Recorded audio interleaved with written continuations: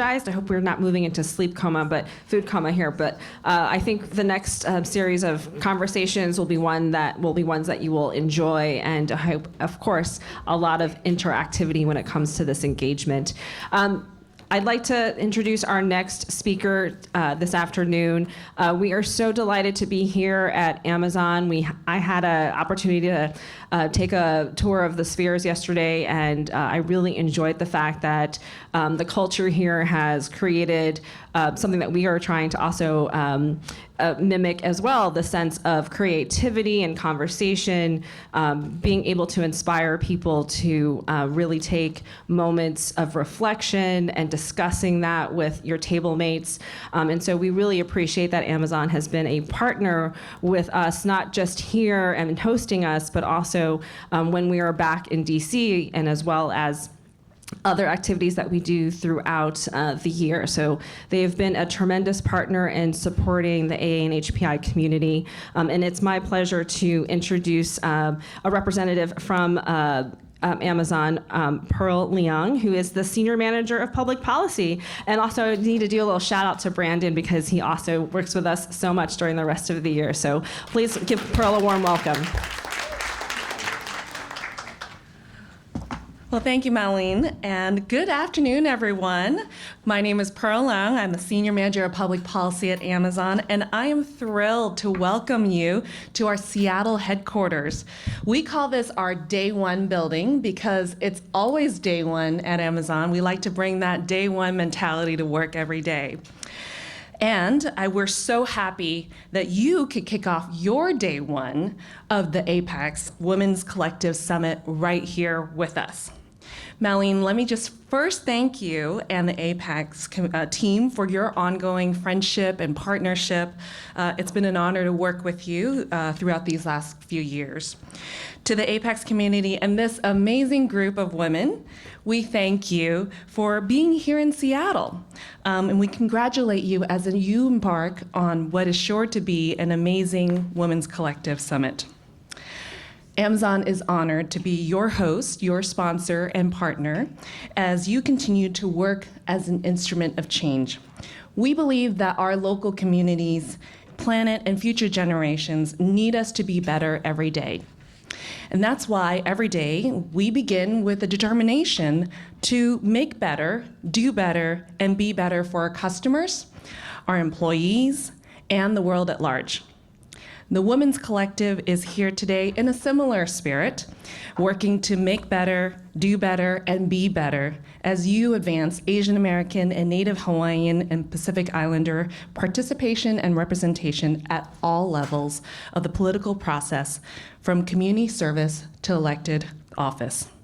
And that's one of the reasons why we support APAICS, Women's Collective, as well as the APAICS Congressional Fellows Program.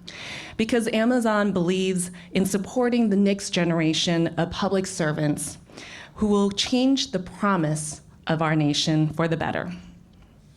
That is also why we sponsor the APAICS amazing tech and health policy summits, because we believe in investing in a talent pipeline that will continue to enrich, innovate, and change this nation through diverse perspectives. Amazon strives to be Earth's best employer. We believe that building a culture that is welcoming and inclusive is integral to people doing their best work. So again, I just want to thank APAICS community, and on behalf of Amazon, I look forward to working with all of you to make better, do better, and be better for our country, our world, and every day. Thank you.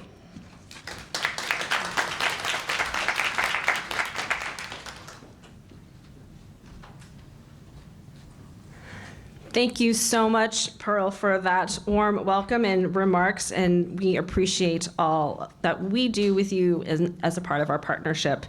Let's move on to our second plenary of the day.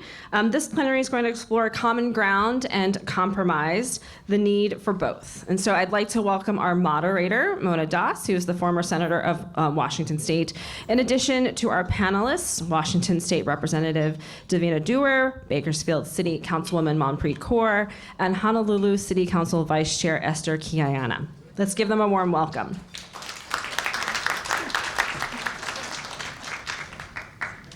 Apparently I need a step stool to get up on this chair. That's another example of like a world that's not built for short little Asian women, right? Welcome, my gosh. I'm gonna get emotional already.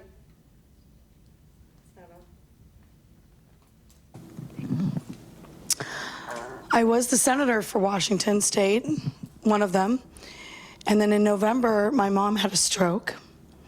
And this is the first time I've been back in Seattle since then.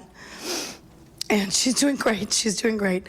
We moved her to Arizona, so I've been living with her in Arizona, and it's just so nice to be back and to be with my people and to see, look out and see a sea that's not white men. I mean, this is amazing.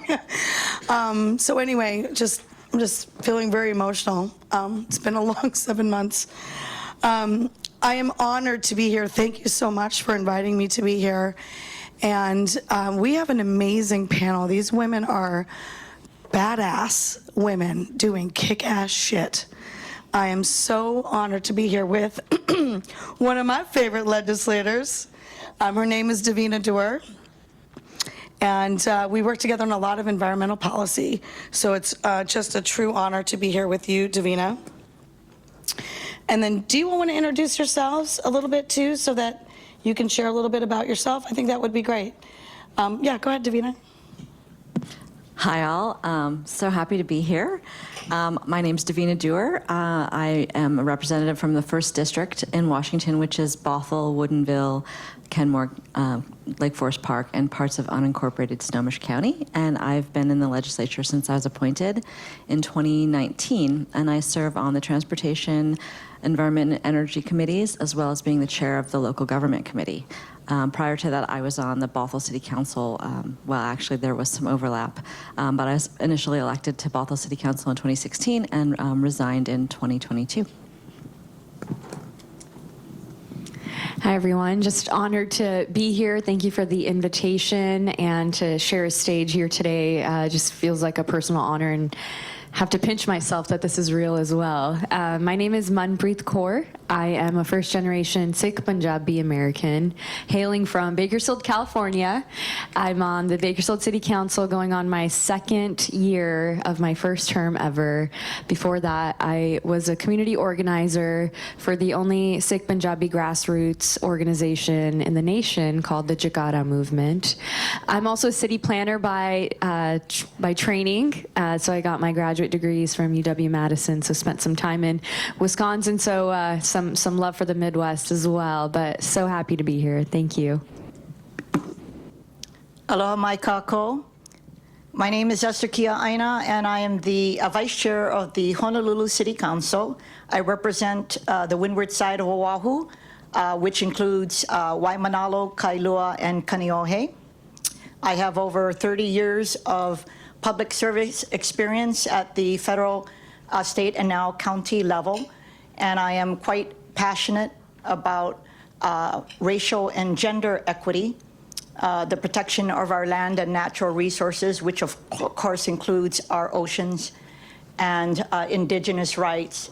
In particular, wrongs arising out of the 1893 overthrow by the United States government of the Kingdom of Hawaii, which led to the suppression of our self-determination as Native peoples, as well as the loss of lands, which is 1.8 million acres out of 4 million acres, the total state of Hawaii. It's a pleasure to be here. Thank you, ladies. I'll share a little bit about myself and my journey here. My family came here from India with $6. So to be an elected official for the state of Washington is quite an honor for my family and my people. Many of us are probably firsts, as you mentioned, Manpreet.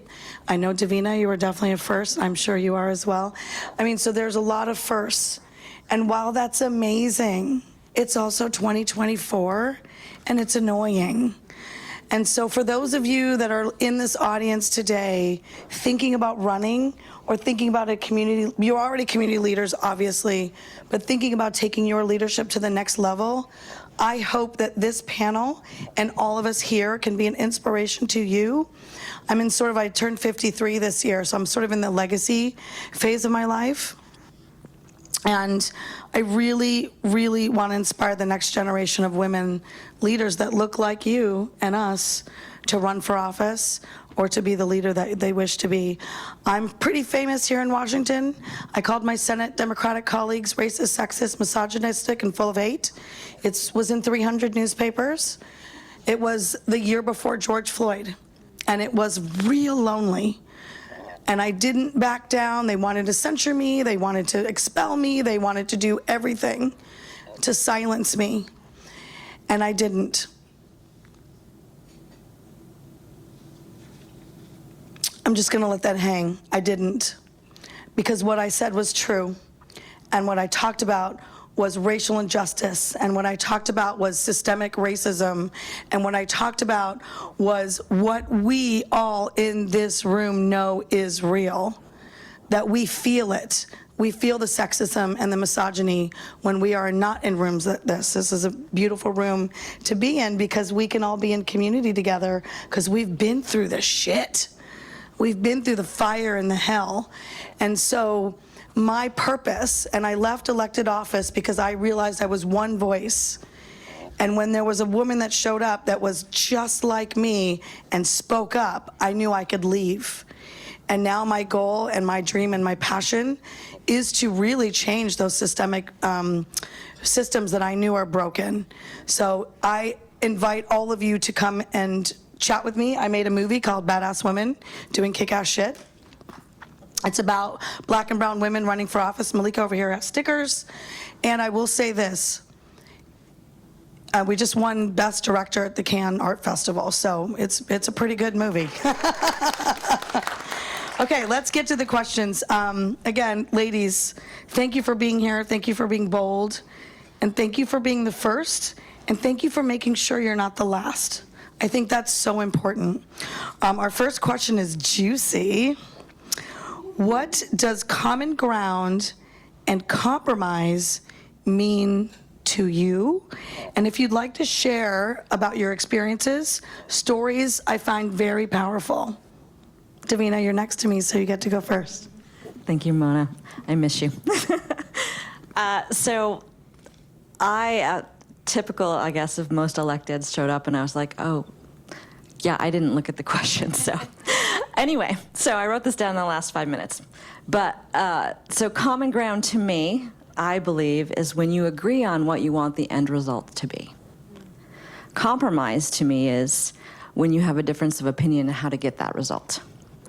And making policy changes knowing that you don't know everything and you don't know potential consequences. So as an example of common ground, I think is when you have, I'm trying to think of an example. Common ground is harder because I guess it would be when you have stakeholders, right, and you're working on legislation. For instance, probably the piece of legislation I'm most proud of was adding climate change to the Growth Management Act in Washington State. How many years did that take to pass? That took four years. It died in the last 2 hours of session in 2022, and I found out I was actually at home alone because it was a remote session, and I fell to my knees because I was undermined by the powers that be, and I wasn't sure I was going to come back. To be honest, it was that difficult.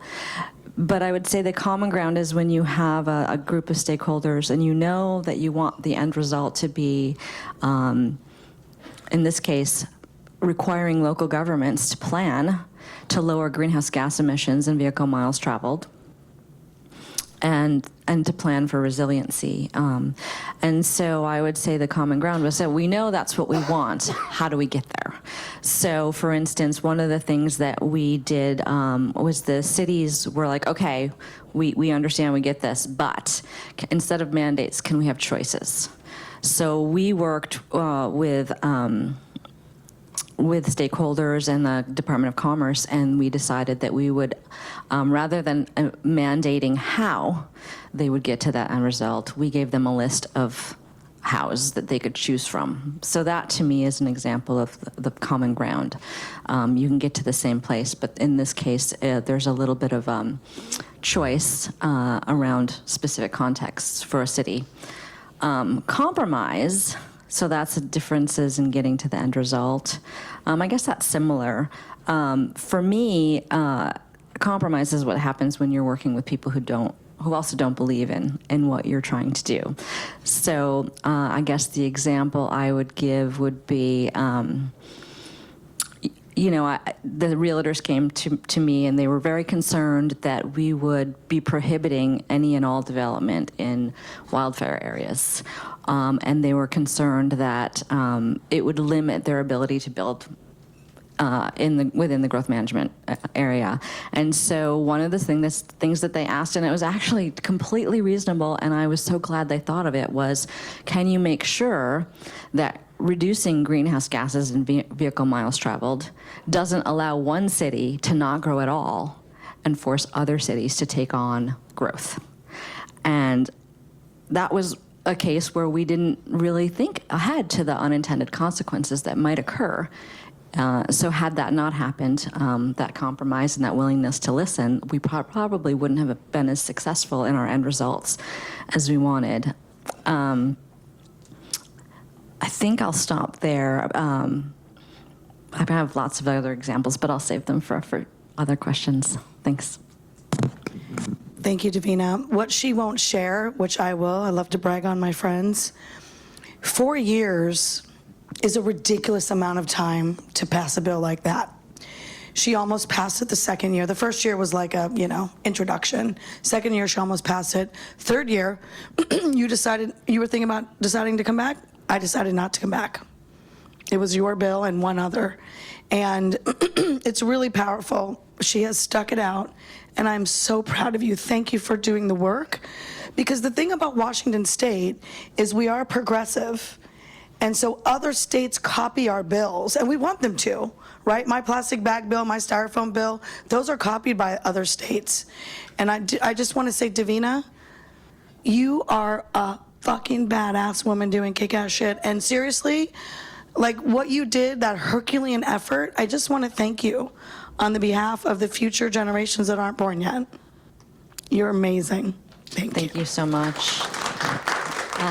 Yeah, it was tough. I'm not gonna lie. Being alone in my house with my bill died on my knees when I got the call from the speaker that it was dead because the Republicans were threatening to filibuster the budget, and that's why my bill got tossed aside. I didn't know if I could live in a system where that could happen. But two things brought me back, mainly my kids, because my kids are everything to me, as I'm sure they are to you. And when they say, you guys fucked this up so bad, what are you doing to fix it? You can't quit, right? You can't quit. And I subsequently found out from someone who's more senior than me the following year, they said in their, I think it was 12 years of being in office, they had never been through anything more painful as what happened to me in my bill. And so there was validation that that doesn't happen all the time, and it was as bad as I thought it was. I wasn't, being dramatic or overreacting, so. Her bill was used as a horse trade, and that's what happens.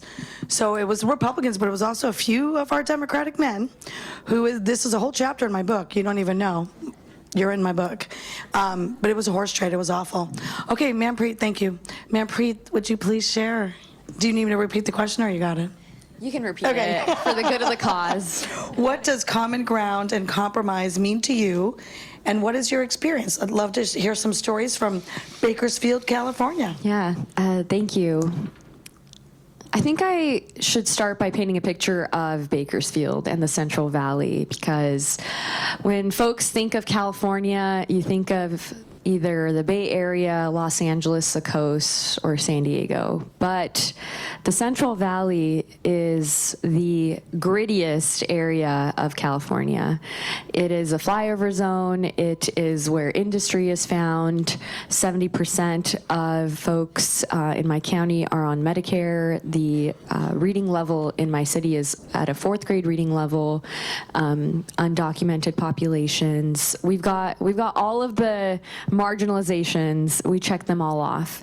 And there's not a lot of love that comes to the Central Valley. And just recently, even, when we have our leaders, we kind of become this like token stop of, yes, we met the ag and oil and the farm workers of the Central Valley, and we're just a campaign stop, but we're one stop. Not a lot of folks hang out in the Central Valley. It's not glamorous. It's some of the worst air in the nation. Bakersfield actually has the worst air in the nation, and we have held that first place spot my entire life. So I'm a product of this city. I'm a product of Bakersfield, California. I was born and raised in the district that I now represent. I went to its public schools, its high school, and when I went off to UC San Diego, shout out Tritons, I always found myself defending my hometown. And commonly folks would say, oh yeah, we stopped to get gas there on our way as we drive through California on the 5. And I would tell them, no, Bakersfield is more inland. It's about 20 minutes more inland. And I always treasure the stories of the Cesar Chavez, of the Dolores Huerta. But did I know that history growing up? No, I didn't. I didn't know that Dolores and Cesar boycotted grape and farm owners and farmers and fought for farm worker rights just 30 minutes north of my hometown until I was sitting in an ethnic studies class at UC San Diego, and our professor asked a lecture hall full of 500 freshmen if anyone had heard of Delano, California. And I was the only one raising my hand. And then we spent the next couple of weeks learning about the farm worker movement, learning about Dolores Huerta, Cesar Chavez, Larry Itliong. And I was upset that I didn't know the history of my own region, being so proud. But I was also a first-generation kiddo. I was learning my own history while learning American culture, while listening to hip-hop music in secret and pretending that I only listened to Punjabi music to my parents. So there was already a lot of balancing that was going on, but that is the grit. We talked about grit earlier. That's the grit of the Central Valley that I grew up around, that I've practiced. And when I first joined as a community organizer, when I returned from undergrad, and I came back to my hometown, something always brought me back. And there weren't a lot of community organizers. I didn't even know that was a job title, honestly. Obama had not popularized enough in the Central Valley. But it was actually Dolores who created the Current Education Justice Collaborative that I then joined. And I got my community organizing training from her. So I always say I'm a student of the School of Dolores Huerta. She was at the marker board taking notes. And even today, this worldwide treasure who lives in my hometown, who I see regularly, she's that reminder of why you don't compromise on things that take away the values that make you who you are, who make you the person that comes back to their hometown, that stays in the place where people say that this is a region of brain drain, that you deserve this poor air quality, you deserve the lack of health care, because no one is pouring love into your region. So she is those little reminders of that. And how do you find common ground? One, you can have resilient warriors like her who have pushed policy and teach you kind of every day, every minute that you gotta be doing the protesting, but you also have to be strategic with policy. So who's doing that strategic work, and how do you partner together? Because sometimes when you come from a place like the Central Valley, which is absolutely very traditionally conservative in every single way. I mean, I'm on the city council of a city of 500,000 people, but our council does not have a full-time pay. We get a $300 monthly stipend. And what does that mean for equity? What are we saying? Who gets to run for these kinds of offices? You have to be independently wealthy or you have to be retired. People like me are not joining the council. Let's just say that. And that's my overtime job, as I say, but I have another full-time job as well. And that's not sustainable for people. So if the systems are still being held to that, how can I find common ground for people who think that a single mother doesn't deserve to be on a city council and doesn't deserve full-time pay even? How do I find common ground with these people? It's challenging, but I think it takes those reinforcements, those people who are going to push from the back and are going to push from the streets, even figuratively. But when you join these councils, then you see kind of where common ground and compromise is made. But I think on the other side of compromise is sacrifice, and making sure that you're not also sacrificing and letting go of like how we got to these seats, how people before us got to these seats, and honoring that. And who do you let down at the end of the day if you do compromise from finding common ground? Because there's also a price to pay for that. And I always have, I think I just have Dolores's like voice at the back of my head, and she's like, is she gonna be disappointed at me? Or the community that's looking at you. Who might you let down? Is it yourself? Is it a higher being you believe in? Is it a community that was looking at you with like these bright beaming eyes with full of hope? The question kind of prompted those thoughts and feelings. Thank you for sharing that. And I don't think you mentioned the real badass thing that you did.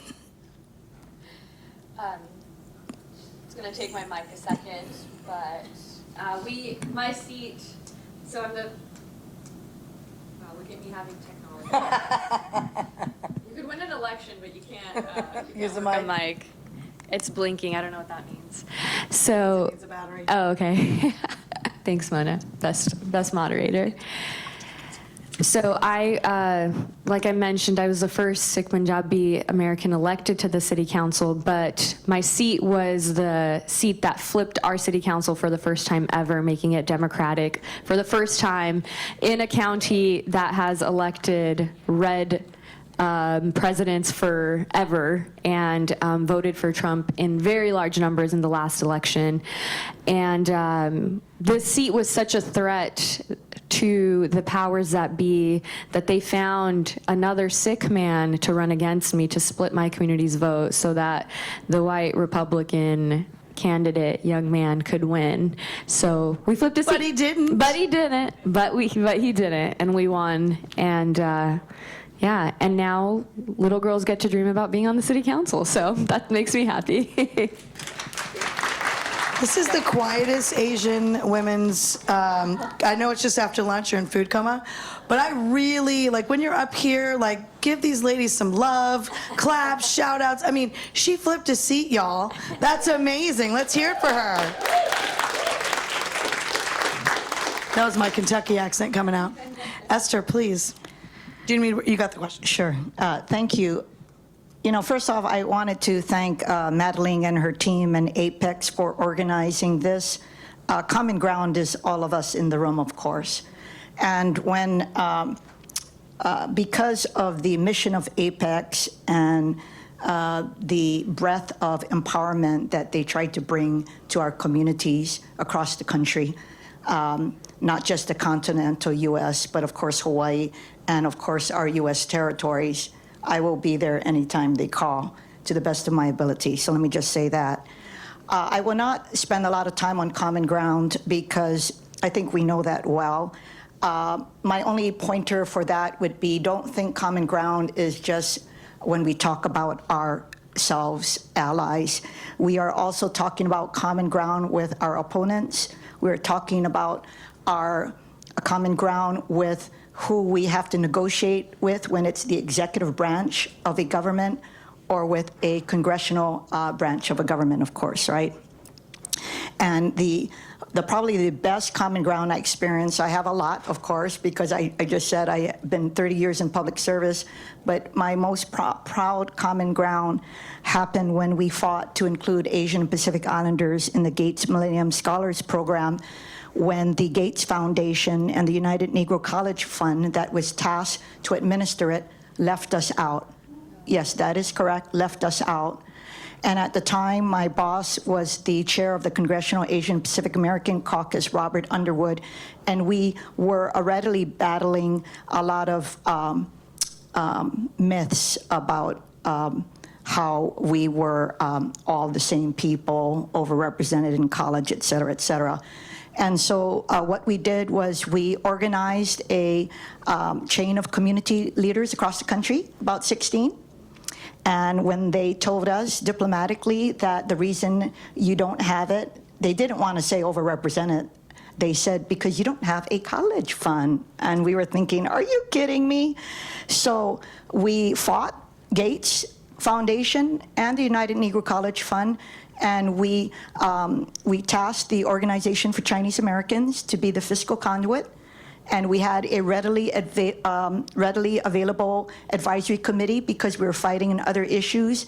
They helped to provide guidance, and that's why we not only were included, but we also are part of, it led to the establishment of the API Scholars Program, which the Gates now falls under. And talking about inclusivity, because my boss was Chamorro, I was Native Hawaiian, and our primary staffer was also Chamorro. We made sure that the citizens of the freely associated states of Palau, the Marshall Islands, and Federated States of Micronesia were also eligible. So I'm quite proud of that common ground example. When it comes to compromise, I like to think of compromise not necessarily as a loss, because compromise, quite frankly, is everything we do every day, all our lives, with our families, with our parents, with our husbands, with our children, and we do it in our daily lives as legislators. So I like to differentiate a true compromise versus the art of the compromise. And the true compromise is really tough, and I just endured this yesterday. I am the chair of the Planning and the Economy Committee before the Honolulu City Council, and I'm undertaking a major overhaul of our land use ordinance. And Kahuku, which is on the north shore of Oahu, they have these tall windmills, 457, 500 feet. And I don't know how they got their permits, but they're right abutting homes. So in my last hearing, the windmill developers had wanted to be, I'm basically requiring a 1.25 million, 2.5 mile setback, which would make them non-conforming. They want it to be grandfathered in and only applied to new. And so what I did, nobody was pleased yesterday, but I made the hard decision. I felt that they had legal and contractual obligations for their power purchase agreements. So what I did is I did grandfather them in, but during the duration of their power purchase agreement, which was granted by the state of Hawaii. The community was not happy with me, and nor were the developers, because the developers told me that they that it should only be new. And I had told everybody, including my colleagues who were not pleased with me as well, that I could care less if Hawaii has a 2045 target date of 100% clear, clean energy. The community of Kahuku cannot be disproportionately impacted environmentally or health-wise and take on the burden of clean energy. As far as I'm concerned, the purchase power agreement for one of them is going to run for 20 years. We have to figure it out. So that is what I call a true compromise, and I slept well last night. I did arrive at the airport at 1 o'clock this morning, so I went to bed at 2 o'clock. But again, I mean what I say. When I say that I would do anything when APAICS calls, that is why I came, because I do know that the reason you guys are all here is because we are trying to empower each other. And in order to have that kind of empowerment, we can't do it alone. And it goes back to organizations that try to do their best to fight for us collectively. One of the examples that I like to consider the other compromise is art of the compromise. And I say that because that's my life. As you can see, since my you know, I care deeply about wrongs in Hawaii. In fact, I'd like to boast about my dress. My dress is from kauluaehawaii.com, by the way. And this is a petition, an annexation petition against the annexation of Hawaii. And unbeknownst to me, when I fought for the 1993 apology resolution from the United States, I had no idea, because this resolution was not found until after 1993, and almost all Native Hawaiian adults in Hawaii had signed it. And I did not know that my great-great-granduncle, Joseph Heleluhe, who was a retainer and the secretary to the Queen, who accompanied her to DC during all her protests, hand-delivered this petition to President McKinley. And of course, as you know, because the United States didn't have enough support for a treaty, which requires 2/3, the United States unilaterally annexed Hawaii via Senate Joint Resolution, which required only 51%. But anyway, going back to the art of the compromise, everybody knows about federal data collection. And in the early 1990s, I led an effort because of concerned Native Hawaiian students across the country who felt that they were being discriminated against in college applications as well as scholarships because they were being considered overrepresented in college. And so in the early 1990s, I led a charge to have Native Hawaiians broken off from the Asian category under the Federal Office of Management and Budget guidelines. It's called the OMB Directive Number 15. And at the time, because our numbers were small, we sought to be included with American Indians and Alaska Natives. And there were 4 years of federal hearings across the country. And all I did know was that we did a good job. Native Hawaiians were represented by students across the country. And after 4 years of review, they didn't move us out. And so I used their arguments for why we couldn't against them, because they said that, American Indians are special people, et cetera. American Indians and Alaska Natives, right? So I said, well, why did you include South and Central American Indians as well? So anyway, I need to let you know, because of the mobilization across the country, the Clinton White House compromised. This is what I call a art of the compromise. And they created a new category called Native Hawaiian and Pacific Islander. And so I don't know if you know that, on all federal forms and everything. Now, with that compromise, while I'm proud of Native Hawaiian and Pacific Islanders, the category, I have to tell you, and a lot of my friends in the White House and elsewhere are probably not going to be pleased. I actually, when NHPI came up, that is the only time it came up, right? I never meant it to be used comprehensively across the country when people introduce us, because we are special, but we are all special. And so when the White House initiative said White House Initiative on Asian American, Native Hawaiian, Pacific Islanders, I had a conference call and I told them I do not support that. As someone who has been in the trenches for the last 30 years, laying the groundwork to strengthen the federal Native Hawaiian relationship, that was not helpful. And so you do not offend me by saying API.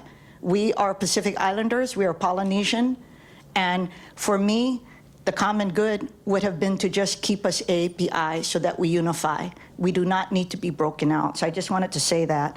And I will stop here because I have a lot of other examples of the art of the compromise, but I live it every day.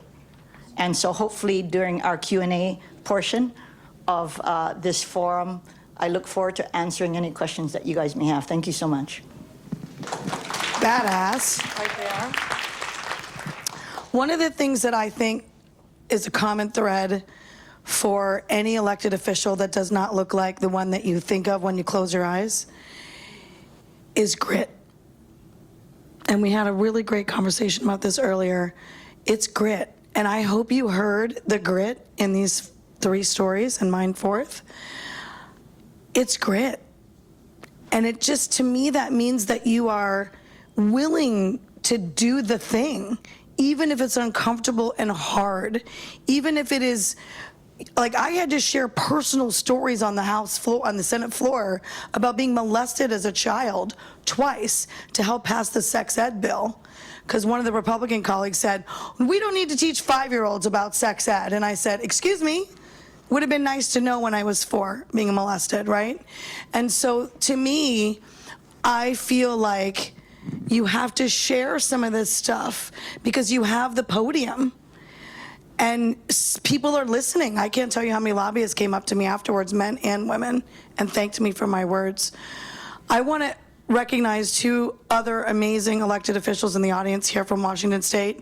Ms. Kim Khan-Vaughn, who is Renton City Council, and Mia Gregerson, Representative Mia Gregerson.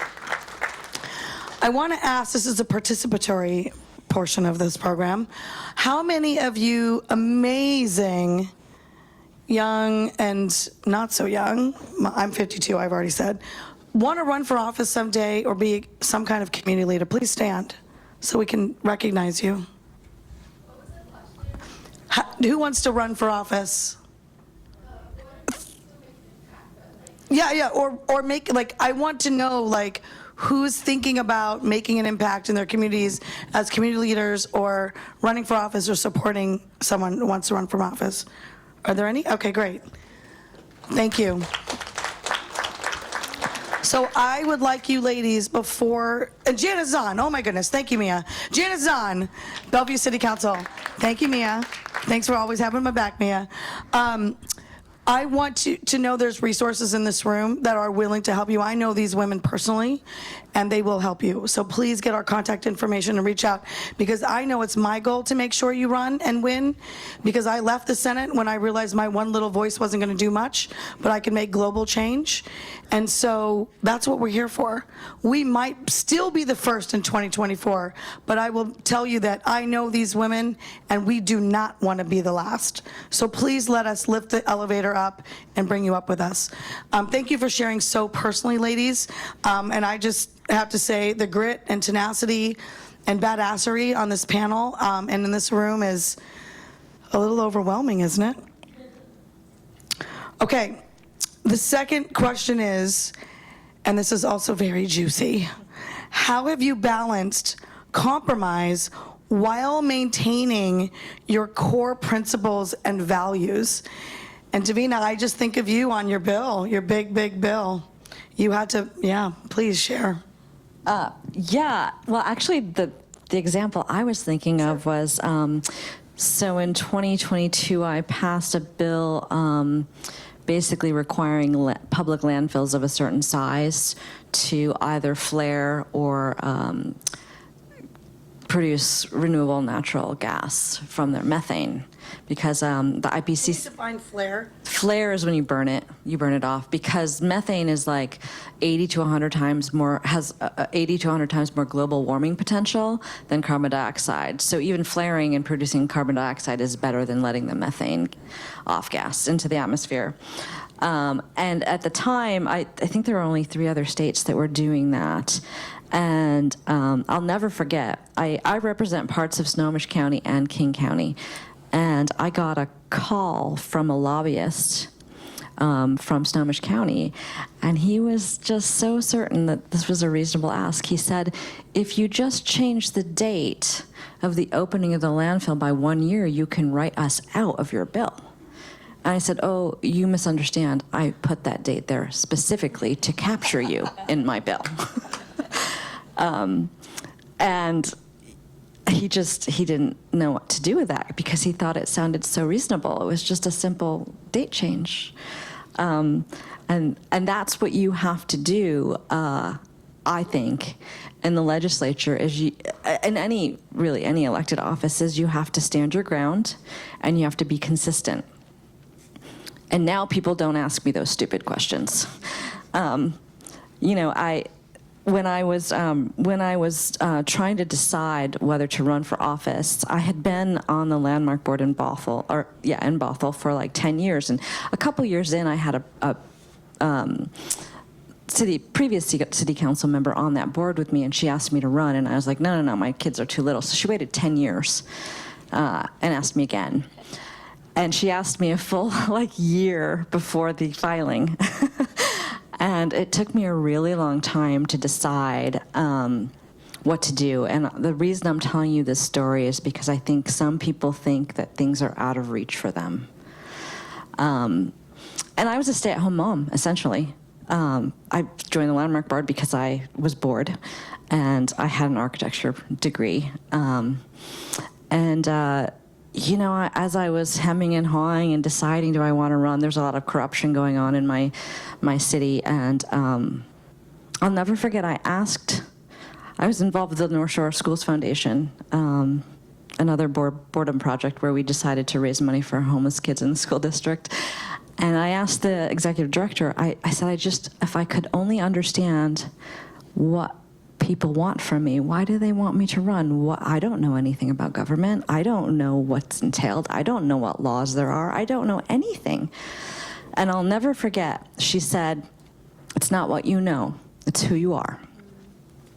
People trust you, they believe in you, and they know you can figure that other stuff out.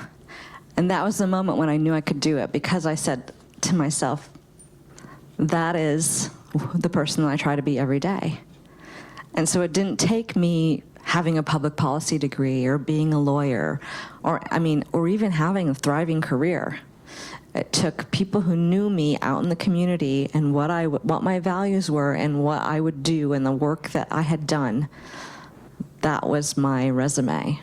And so as you all are thinking about what you can do, what your limits are, just know it's not about what your resume says or anything else. It's really who you are, your integrity, your values. That's what people are looking for.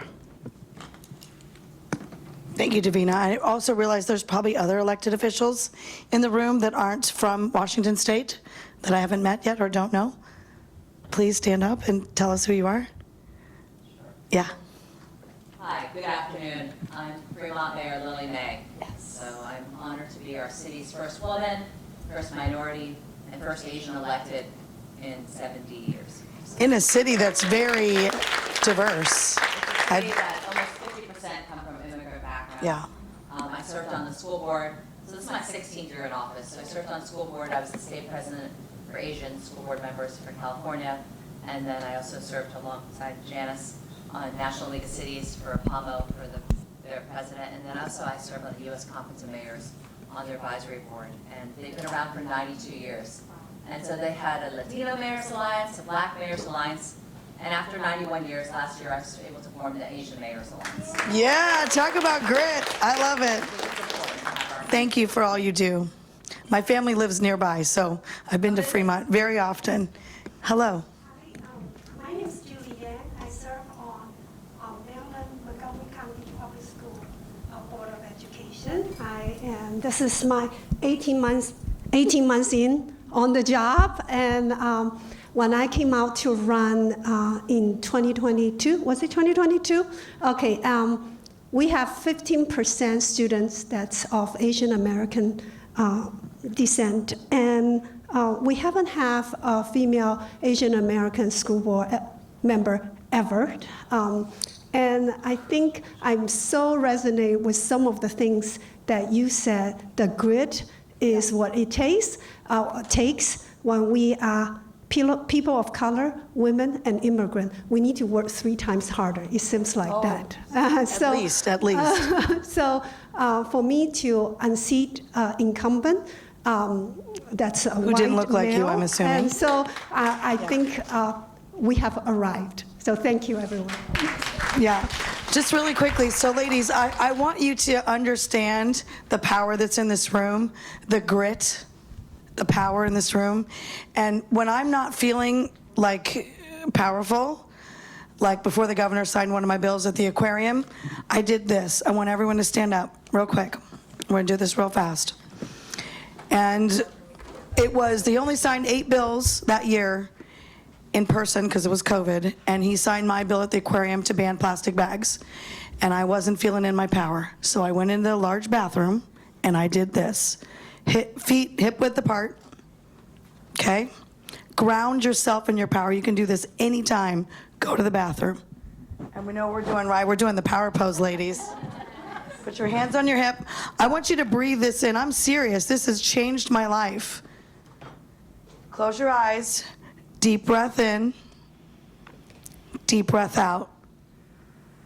Deep breath in. Deep breath out. And I want you, when you do this power pose one day, when you're not feeling it, I want you to remember this room. This is one of the most powerful rooms I've ever been in. And I've been in a lot of rooms. Thank you, ladies, for showing up. You are the leaders we wish to see and be, and we have your back. Please, I wanted you to meet all the elected officials in the room because we've done it. We've flipped seats. We've been the first. We're tired of being the last. We don't want to be the last. So please, please reach out to one other person in this room and ask for mentorship and guidance. Malika has been working with me for a long time now because she asked me to be her mentor, and now she's here working with me, so it works. So thank you. Okay, Davina, you had said you wanted to say something. Go ahead. Well, one quick story. There was a project on 405 that I fought really hard for before I got on the legislature. And first year in session, I was told, it's $60 million in debt. So you got to go out and find $60 million in debt. So I got together with Vonda Slatter, who I think you all met earlier, and we found that $60 million. And then the next year, they needed another $400 million. And so we did the $400 million. And it was so hard. And she and I ping-ponged between each other, being the bad cop and good cop. And at the end, Vonda and I just looked at each other and said, they've never come across two Asian women before. They don't know what we're made of. We don't hear the word no. And I just wanted to share that quick story. Yes, love it. So we're in Q&A time, but I'm going to finish the panel very quickly. I'd love to know from the two of you ladies, how have you balanced compromise while maintaining your core principles and values? Because they are tested every single day. My answer is a little more personal, and I'm reminded of that, especially today. I was thinking about it earlier as I was staring at the questions. For me, it was choosing to not shorten my name when I ran for office. Thank you. This is the only room of people that would clap at that, or clap for that, because it was something that was suggested to me almost every day while we were doing the campaign planning. Manpreet Kaur, you need to shorten that. Manpreet, the mispronunciation that I am so familiar with my whole life that I've just accepted it. But there is something that it triggers for each of us when someone says your name wrong, but I think we get so accustomed to it, you kind of just start ignoring it. But it's something so personal, and my name comes from my Sikh faith tradition, which is the meaning of my name. Mun is how your soul, your heart, and your mind work in unison, and Preet means love. So I lead with love, and the love that I feel in my soul, my heart, and my mind as they're working together. That's how I view the world. That's how I lead, and so it's a name that has such a heavy meaning, something pretty big to live up to on days when you're not feeling the hottest. But I was so accustomed to my name being mispronounced, going through a schooling system where all of my teachers were white. The first time I had a woman of color as a teacher was in 4th grade, and she was an African-American woman who I still keep in touch with to this day. She's the only woman of color that's been my teacher ever, and of course the only woman who ever said my name right growing up.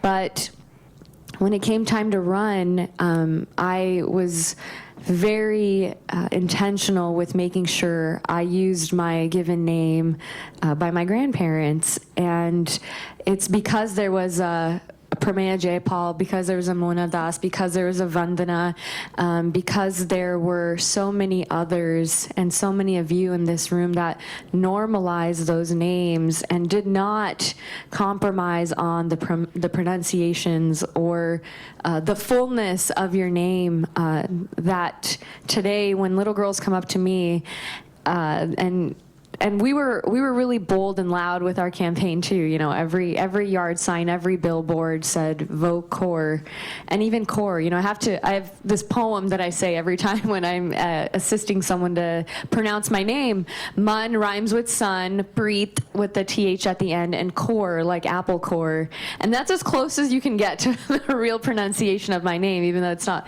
fully accurate either. But today, little girls will come up to me and they constantly mention, they're like, my teacher asked me if we're related. We both have the last name Kaur, and they start giggling, and they're like, I didn't know what to tell her. Do I tell her that you're my sister? Because that's what she asked me. And I'm like, yeah, you can say we're sisters. And so and then they'll revisit me when they see me in public, and they'll say, yeah, you know, my teacher thinks we're sisters, or so-and-so asked me, and so-and-so said my name right. Now, whenever I go and speak to little boys and girls from my community, I always leave them with like the 3 rules that I want them to live by, because kids are like always trying to take directions, and I think that's the only thing they can really absorb. And I'm like, don't let anyone mispronounce your name. It doesn't matter if it's your teacher or your best friend. You pause them and you make them say your name right. That is your name. And how are you going to spend the rest of your life with a mispronounced name? And this is coming from a kid whose life drastically changed from after 9/11. But these kids, they live in a post 9/11 era as Sikh Americans. And if I can just leave them with that, of not compromising on their names and their identities that make them belong in a place where they don't have to compromise those values and that identity, then I think it's all worth it. Thank you.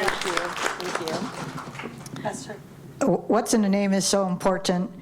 āina is the literal translation is pillar of the land. And if not used well, I could be landless, of course, right? If you mispronounce my name. And the modern translation for āina actually means governor, because they took a lot of our Hawaiian names and just used it for modern titles. So important. Very proud of you. You know, there's no balancing here. At the end of the day, you have to maintain your core principles and values, or you're not going to be able to walk straight. When I walked in this room today, every decision that I've ever made in my life, including yesterday, I've maintained that. So don't ever think that you have to give in to something, because you need to reconcile a decision that you make with your core values. Now, having said that, a lot of people don't think about values, and I highly recommend that if you don't have some now, right off the top of your head, either 3 or 4, write them down, because I didn't have them in my 20s and 30s. It probably was in my 40s when I start writing them down. The value, respect is probably high out of my top 5. And the reason is respect helps you in your everyday life as well as when we're legislating. Respect for all cultures, all genders, religion. It's so important, whether you, or even ideologically, including what happened with the presidential debate yesterday, right? We can't live in a society where we're just one side or the other. It's so unhealthy for you. And if it's unhealthy for you when it comes to politics, then it's unhealthy for you to be able to do your job. So core principles and values, I don't have a problem. I am, if you don't mind, because I know I want to go into Q&A, just touch upon the 3rd question, which was, when do you have to seek common ground or seek out compromise? The answer, it's not one or the other. You always look for both. When you develop a strategy for advocacy, you have to develop the common ground, as well as, I wouldn't say the compromise always comes later. What I'd like to say, when I told you it's not a loss, don't look at compromise as a loss. If you look at a dial, there's different degrees of compromise. A compromise where it was like that, which happened to me yesterday, did I like it? No, but I had to make a decision. But most of my compromises are right here. And what I call it, it's called measured progress, right? So you can keep on going this way. And like what happened with that new category for Native Hawaiian and Pacific Islander, if I have to say it, that compromise, I was not expecting it. I would say it was like that, but it was a good outcome.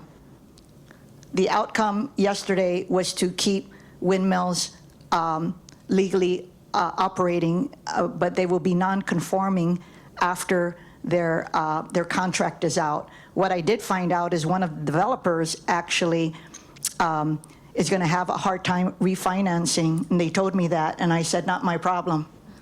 I'm sorry you don't have replacement for your blades, not my problem. So some of the windmills are likely going to go under. Anyone who has threatened me yesterday, including the state energy office, by saying that, or the big power company in Hawaii saying that I'm moving the dial backwards with regard to the 2045 deadline for 100% admission, not my problem. It is all of our problem, not of the problem of a singular community whose primary population is not native Hawaiian, it's Pacific Islanders who have immigrated to Hawaii, Laie. Yeah, that whole area in Kohuku on island has the largest Pacific Islander population probably in the country. And as a result, we talk about equity here. Equity is looking at the locations of various renewable energy sources and making sure that it's not adversely impacting populations. Anyway, look forward to our dialogue. Thank you. Ladies, I want to share that if you're not at the table, you're on the menu. And I saw it every single day in the legislature, and they don't care. They don't know people who look like us. You know, I mean, they said things like, I made my comments because one of the white men who's the most, in the most liberal part of the city, Capitol Hill, said those people, we all know what those people are. They're black and brown people. And I'm going to say this. What you just shared, and thank you, what you did was so hard, but you fought for your community. Why do they put this stuff in communities of color? Because communities of color do not have these four badasses and the ones in the room to fight for them. And that's why. And thank you, I honor you. It's amazing what you did. It's amazing. And you fought for your community. That's so powerful. And I'm sure every elected official and every community advocate and organizer in this room has stories upon stories upon stories. Sadly, we have 5 minutes left, so we're going to move to Q&A. We want some juicy questions, ladies. This is the time where we can be real. She's going to bring you a microphone. Dying question, but it can't die. So the question is, what do you do when you're in the field, you're in the trenches, and you see the collective in the wild, and the collective is starting to fade? They're forgetting, they're compromising, like you say, in real life time, whatever you want to call it. How do you hold ground for yourself and them and our collective work, while at the same time honoring their space wherever they're at, because maybe they feel like they have to compromise just to keep that person that could be pivotal later on, no matter how low-key we don't like them. But they could be a key player in implementing policies that our communities need. How do you hold space at the same time, and also holding space for our fellow brothers and sisters in other communities that are trying to hold on as well? What do you do? Just because I feel like it's never ending. I understand your question. You can only control yourself. You cannot control. So what she's basically, if I'm paraphrasing, she's saying people rooted in community, and now they're compromising their values, and she wants to bring them back to community and doing what's right for community. Did I get your question correct? Yeah, just because there are a lot of people who, they shy away from the race card. Yeah. Racism. Yeah. We all know that racism exists. I've seen this happen time and time again. One of those people is a statewide official here in Washington State now. And I will say this, you can only control this. And you can only be in your power, and you can lead by example. And it's really hard. I mean, this individual that I'm speaking of wouldn't recognize the Japanese, like his ethnicity. And then when he became a very highly elected official in the state here, was suddenly empowered or inspired to claim his heritage back, because we have been oppressing it for so long as immigrants. I don't know if that helps, but all I will say is be who you are, share who your values, and others will eventually follow.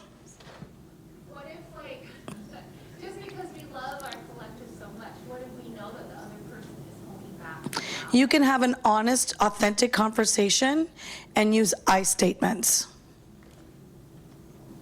Can we invite them? Can you what? Yeah. Maybe Please, we can yeah, have I think the table is maybe we open, can have a right? follow-up. Can we take at least another question before Yeah, we we've depart? got this lovely lady here who's got a question in the green. You, my friend? Hi everyone, thank you so much. Please stand up and project a little bit. Hi everyone, thank you so much for coming to speak today. Thank you. You've touched on this a little bit throughout your talks, but in the areas that you have represented or worked in, there have been like racial demographic differences, and sometimes that can lead to tension, even among like BIPOC communities. Just because they're all like BIPOC communities doesn't mean they all get along or have histories where they all get along. So either in like your work, whether it be like in your election campaigns or in your work as elected officials, how have you navigated like racial tensions or differences amongst BIPOC communities? We have to wrap, so I'll just take one answer if someone wants to share. But can I just talk about the racial question, because I'm dealing with that in when I ran for office. I moved to Kailua, which is a while there is some middle class, it's pretty much upper middle class, rich and super rich. And so my opponent in the general, when I first ran in 2020, was white. His family was a very famous family. It would be like the Kennedys of Kailua. And here I just moved to the district, but I have clearly done a lot in the community. So at a forum, it was racial, right? So someone said, "Who do you think you are? How do you explain moving to Kailua?" They called me a carpetbagger. And how could you compare your background to this person who's a pillar in the community? And you know, because of my background, I was born and raised on the island of Guam, lived all over, mostly because of education. I've had a cosmopolitan upbringing. I'm quite proud of it. So I said all of my background, what I've done, and I've said that my genealogy traces throughout the archipelago, and Native Hawaiians have been in Hawaii for 2,000 years or 100 generations. And so if you are, if you're asking who has lived in Kailua, if that's the only factor, then it should be that I'm not your candidate. And then I went through the litany of things. But I have to tell you that clearly was a racially motivated question. I turned the tables. And right now, everybody is scared to ever raise it again because they didn't know me,